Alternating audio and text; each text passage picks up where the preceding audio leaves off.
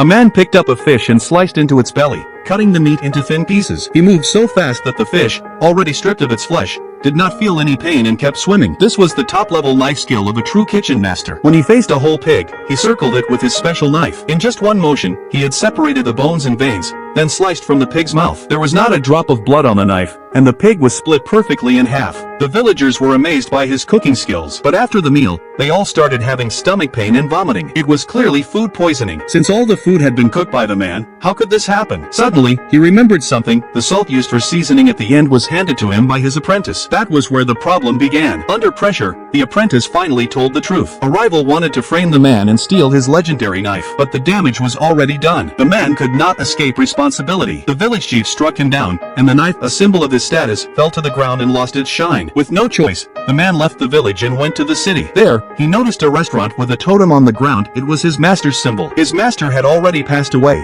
and now the restaurant was run by the master's daughter. The man walked in and ordered a simple dish, boiled cabbage and plain water. Though it looked easy, it actually tested a chef's real skill. He took only one sip of the soup, then asked to pay and leave. The owner asked what was wrong. The man replied that it was too plain, any restaurant could make it. The head chef heard this and challenged him to a cooking duel using duck meat. The head chef only glanced at the duck and could already see its bone structure. He quickly started cutting and preparing the dish. In just 3 minutes, both dishes were ready. The judge tasted the head chef's 8 treasure duck and gave it a high score. But the man still said it was too ordinary. The girl felt a little upset because the man's duck looked cold. But when she touched it, she burned her hand. The duck skin cracked open, releasing hot steam and a sizzling sound. It turned out that the duck had a sugar glaze on the outside, which locked in the heat. The girl took one bite and her eyes widened. The head chef also took a bite and then silently left the restaurant. From that day forward, the man became the head chef of the restaurant. Business quickly boomed with him there. But one day, a thug threw nails into his dish on purpose and shouted that the food was dirty. Even the waiters could not help but laugh. The man knew the thug did it on purpose,